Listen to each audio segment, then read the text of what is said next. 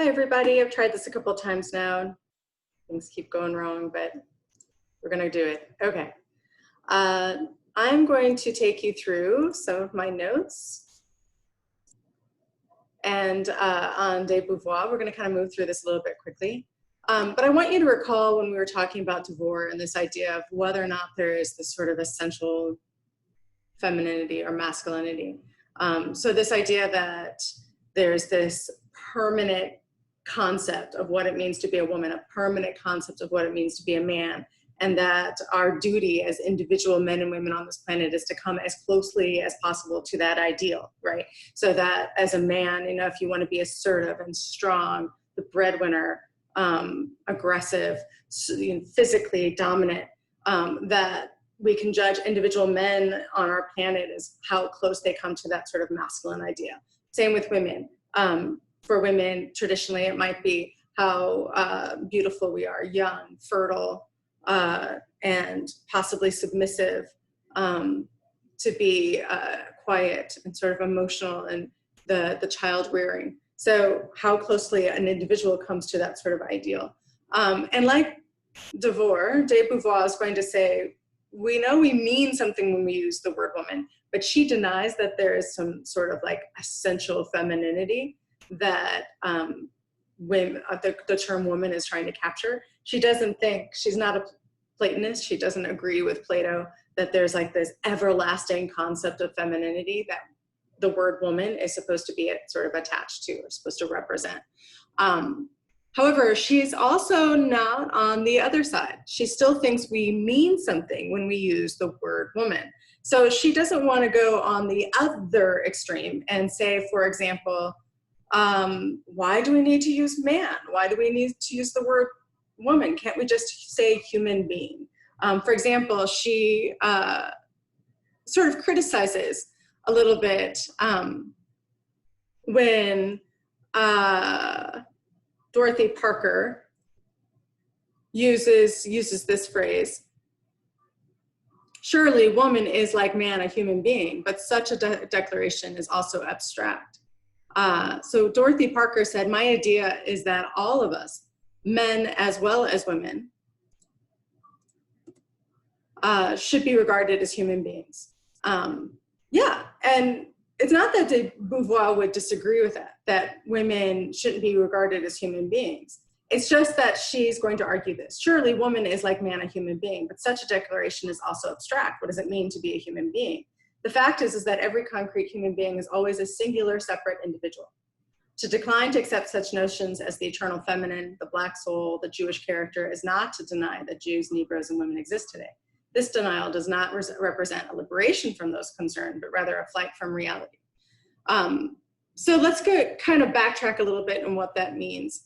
So in many ways, what she's saying is that we can't just pretend that gender doesn't exist. We can't just pretend that what it means to be a black person and white person doesn't exist. So this idea that we can kind of reach this utopian world where we're colorblind, that race doesn't mean anything, that we judge each other simply because of our actions and not the color of our skin, she's saying that's kind of ridiculous.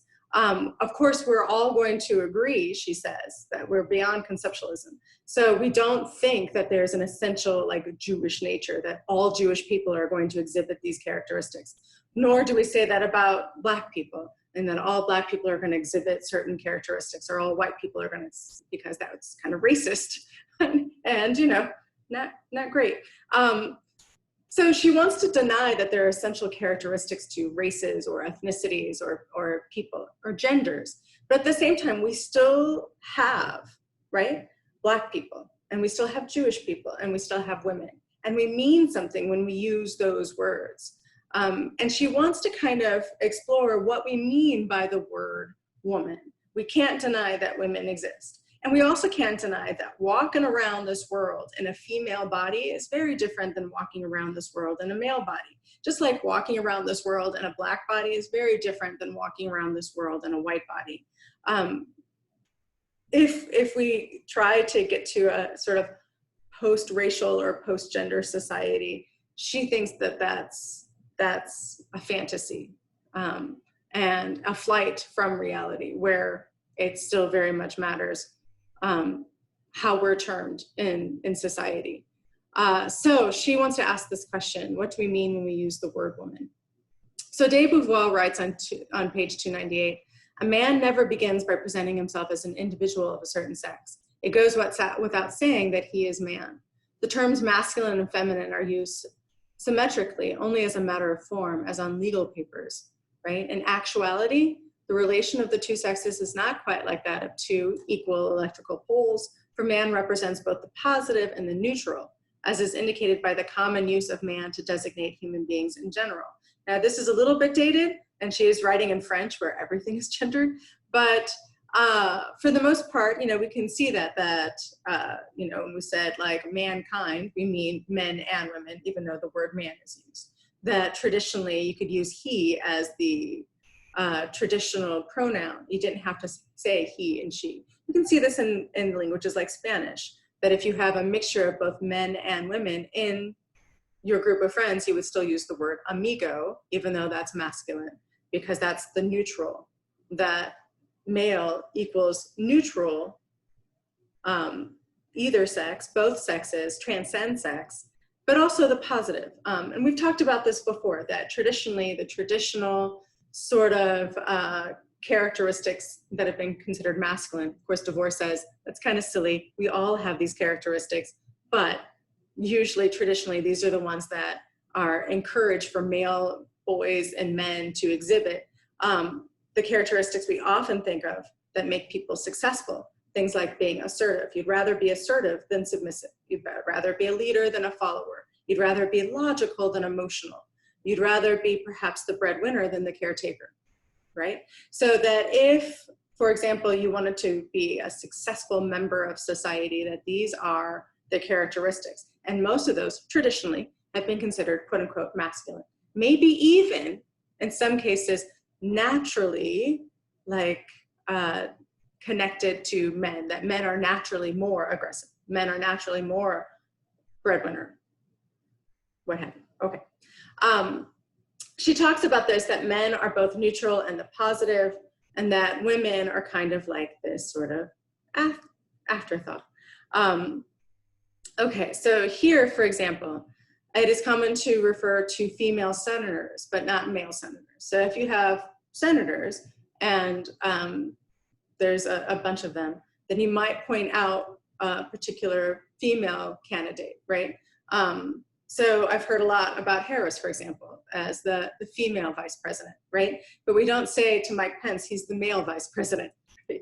So because it's seen as something odd, as something that's a departure from the norm, then often women in positions will be categorized as female or as women. So the female candidate, not the male candidate, female authors, not male authors. Because it is assumed that when we say senator or candidate or author, that men are included, if not exclusively represented. So so again, the male here, this just being is like a neutral stance, that men can be in many different positions, many different roles, and we don't have to categorize. We don't have to notice that. We don't have to differentiate it. If a woman is, then it's female, woman. On page 299, she writes, man can think of himself without woman. She cannot think of herself without man. Let me just give a quick example culturally that, typically a man throughout his life will have the title Mr. And that's from the very beginning of birth, Mr. Poopy Pants, if you're talking to your baby, as a young boy, as a young man, but even as an adult. And Mr. does not represent anything other than you're considered male. However, for women, there are many different designations, usually tied to our relationship with men. If you're a Miss, that means you've never been married. If you're Mrs., that means you are married. If you're Ms., it might signal that you've been divorced. So there isn't a neutral title for women. All of them are going to indicate, to some degree, a female's relationship to men. 303. She also states on 298 that women are considered to be like tied to their ovaries. ovaries, right? Tied, she says, tied to our glands. So that she hears very often this charge that you think that because you're a woman, right? That somehow being a woman means that you can't be objective. And what she says, and this is very, very kind of clearly stated in her piece, nobody is objective. Men aren't objective either. There is no possibility for a person to be entirely objective. We are all subjects. And as subjects, we are all tied to our hormones. We're all tied to whether we ate today. We're all tied to how we're managing our anger. We're all emotional. We all have hormonal reactions in our body. We've got glands. All of us have gonads, right? So that we're all subjects. None of us is objective. But men are often seen as sort of like being the objective observers, or being more rational, or being more logical, right? That that they can bring an objective perspective. And women are overly emotional, overly tied, especially to that, again, that womb that we have, right? This uterus that somehow will infiltrate and influence us in ways. I've heard this so many times growing up. I grew up in the 70s and 80s. And the first time a female ran for vice president, a lot of people made this charge, even other women, my mom especially, would say, I can't vote for a woman vice president. What if she became president? Like, what if she's on her period? She might start a nuclear war. I mean, it was horrifying, but that was a very common attitude that I heard, that women, because we are, on a monthly period or what have you, and that's when we're fertile. But even after that, like even women who are obviously beyond their childbearing years and are no longer menstruating monthly, even they too are still tied somehow to their ovaries. And of course, the charge that Simone de Beauvoir is going to make is like, so are men. Every individual. Of course, we've all got bodies. We've all got, this complicated set of biology. So to say that one gender is somehow tied to it in a way that another gender isn't, is setting up this idea that men are neutral, that men are the objective observers, and that it's women who are the other. On page 303, she says, the drama of woman lies in this conflict between the fundamental aspirations of every subject ego, who always regards the self as the essential, and the compulsions of a situation in which she is inessential, or the other. And I want to pause here very quickly, because this idea that women are considered to be sort of like this afterthought. I mean, it's even in our creation myths. Think about Adam and Eve, that Adam was created first for a certain purpose. God had a certain intention, and then realized that Adam would need a helpmate. And so took a part of Adam, created Eve. Even this mythology, Eve is sort of like this cosmic afterthought, right? That she exists primarily to be a helpmate for Adam, that she doesn't exist in her own sort of right, but as a part and as a sort of secondary member of the human race.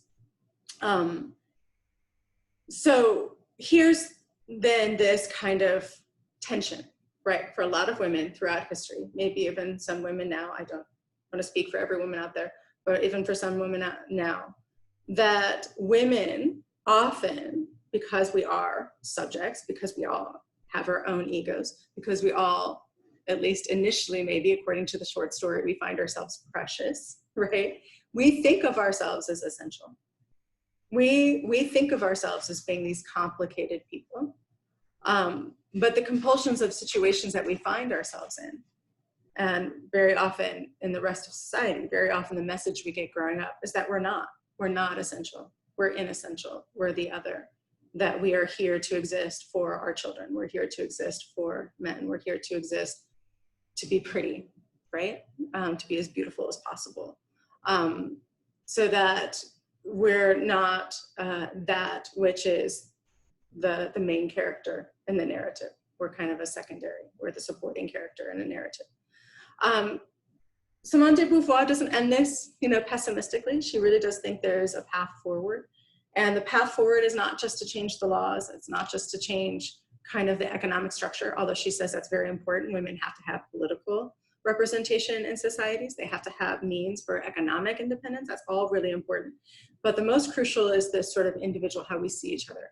and that let's recognize that we're all subjects, men, women, non-binary people, trans people, we're all subjects. We all have this very complicated, unique perspectives of reality. None of us is objective. None of us has the standard experience, you know. None of us is the essential. None of us is the inessential. We're all equally essential, right? And we're all equally the others to each other. And so because we have that power to either completely objectify another person, make them into an object, she wants to tell all of us that we need to start to look at each other as complicated subjects. So it's not fair for women to look at men and say all men are evil or all men are oppressive, you know, jerks. Just like it's not fair for men to see all women as you're only here to serve my needs, right, sexually or otherwise. That kind of dehumanization is the problem. That's the danger. I want to point something else out that will come especially important in Handmaid's Tale. And she says that because women are so tied to their relationships with men, either she says through marriage, through property, through economics, right? That it's been very difficult for women to be able to kind of have, like she says, to join a community where we all look at each other as women. That it's been difficult for us throughout history for women to take a stand against being the other, to being seen as inessential, because we have our identities are so tied up with being married and who we are married. Are we married to a wealthy person, so we have a cushy life? Are we married to somebody who's poor and so we're impoverished? Are we single and therefore struggle in ways because we are? Are we career oriented? Are we family oriented? There's a lot of judgment that goes on in the community of women. It's difficult historically for us to come together as women because we're fragmented in our identities, because we feel more perhaps loyalty to that family unit, to that husband or that father, than we do to other women, if that makes sense. And you can still just see this now. I know that as a working mom, I face all kinds of pushback from friends, from sisters. I'm the only sister in my family who has a career, for example. Nobody else worked and raised their children. And so I get a lot of that kind of weird pushback from sisters, from friends who are stay-at-home mothers. There's like this tension between those two groups. There's tensions between Black women and white women historically because of this idea of, you know, even when women were fighting for the vote, they were fighting for the vote while the Civil War was going on. They were fighting for the vote while Jim Crow was going on. And the charge against many white feminists and suffragists is that they didn't work hard enough to make sure that voting rights were open for Black men and Black women, that getting the vote for women was not enough because so many Black people couldn't vote. And it's true that they had to make this choice about who they were going to fight for. And it wasn't for all women, it was for white upper middle class women. Does that make sense, everybody? So even throughout our history, women have been kind of fragmented because their identities have been so tied to men. This is going to be really crucial when we read The Handmaid's Tale. It's going to play a part. So this idea that woman is womb, that her value lies in her ability to have children, procreate, is also going to play a big part in The Handmaid's Tale. All right. Good luck, everybody. I hope that made some sense, and I will see you at your Zoom.